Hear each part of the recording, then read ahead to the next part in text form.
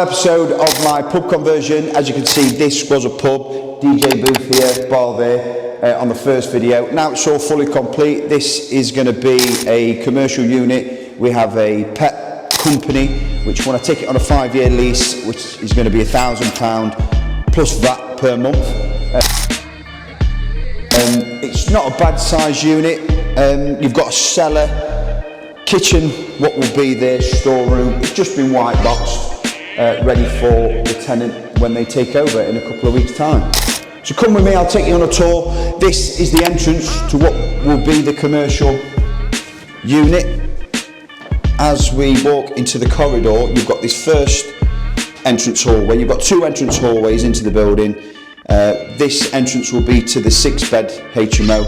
The other entrance will be to the 4-bed HMO, but you've got like a connecting alleyway, could you say, round the back.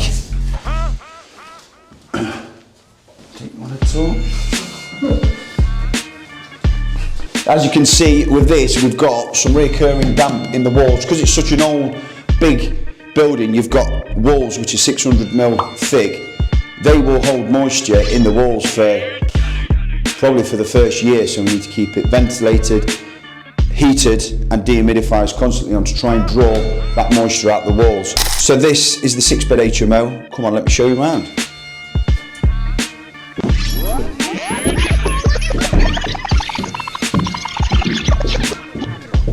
I'll show you around a couple of rooms. Quite a lot of the rooms have been let already, so we can't get in them. But I'll show you around the rooms that are still available. So, standard makeup in all HMOs.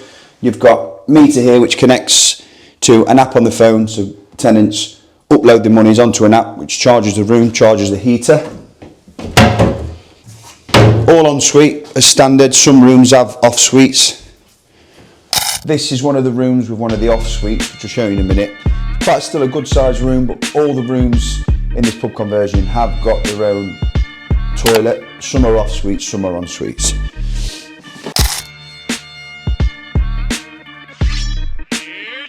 As we see in the previous video, this is a knackered old manky window that unfortunately is going to have to stay. Now I've got a grant for the front of this pub conversion. A grant for 75k, so yeah, it's not to be ignored.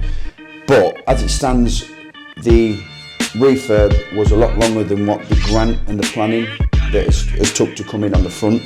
So these windows have had to stay the same. There's tenants moving in, and in a couple of weeks' time, scaffolding's going up on the front. All the windows are coming out, and they're going to be heritage style double glazed sash windows, which are about £2,300 per window. So they're very expensive.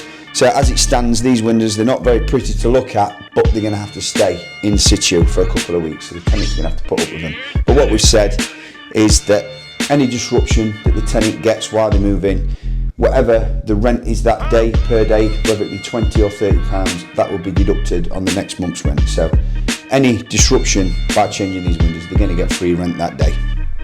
So in this 6-bed, this has 2 kitchens. This is one of the kitchen I'm just about to show you.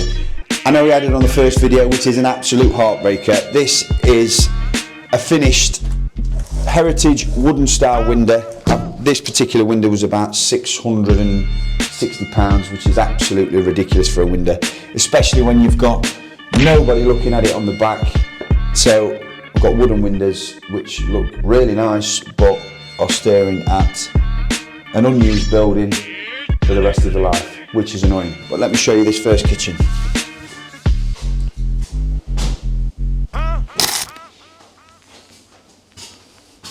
So this is the first kitchen. In all the communal areas, we have quite modern electric heaters. These electric heaters connect to the Wi-Fi, and we've got a ubiquity Wi-Fi system, which is what they use in big pubs. So this is currently locked, so no tenants can come and play with this, but this will kick in intermittently throughout the day. So it comes on 6 in the morning for a couple of hours, comes on at 4 in the afternoon till 11 at night, but will always stay to 16 degrees. So quite good bits of kit.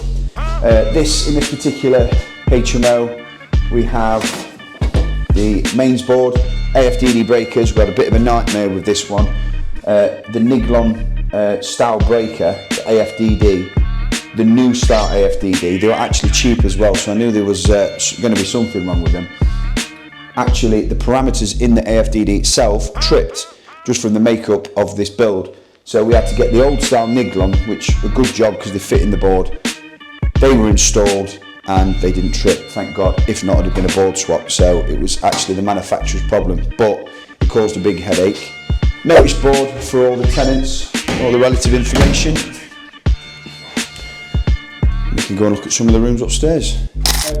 This is the second kitchen.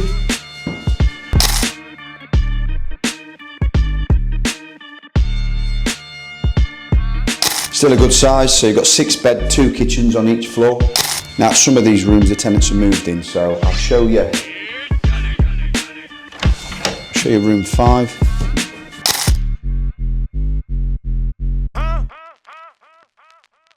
So in these particular windows on the top floor, as you can see, the sills were quite considerably low, so building control made me put these balustrade on, which, yeah, I was going to put something anyway, but it's actually had to configure with the 100mm building regs. But at the end of the day, someone could quite easily fall out that room. So, but it's all been left, they haven't been painted because the windows are getting changed. This is the off-suite. So we've got off-suite to room 5, shower room, and this is an off-suite to room 6. Those 2 rooms there.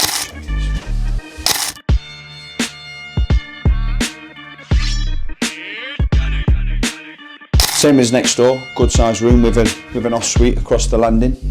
So that 6 bed can come down, walk along the landing into the bin store.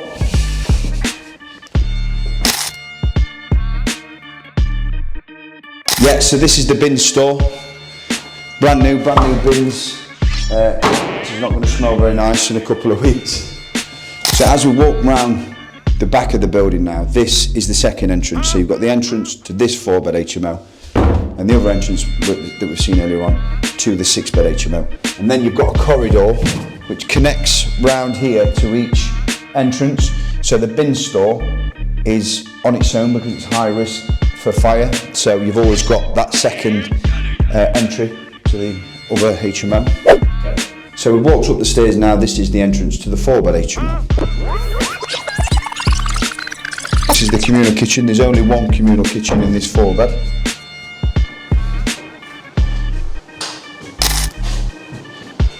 Tenants have moved in. We've got a bit of an issue with the front of the building because all the render is holding in moisture, which isn't getting done till next week. So we're going to have to put up with the front as it stands because it's heritage. We can't actually take it off until we get the planning. But still a good sized kitchen. So these are the top 3 rooms to the 4-bed. Let me show you around. They're quite cosy, quite small, but still good rooms. All en suite.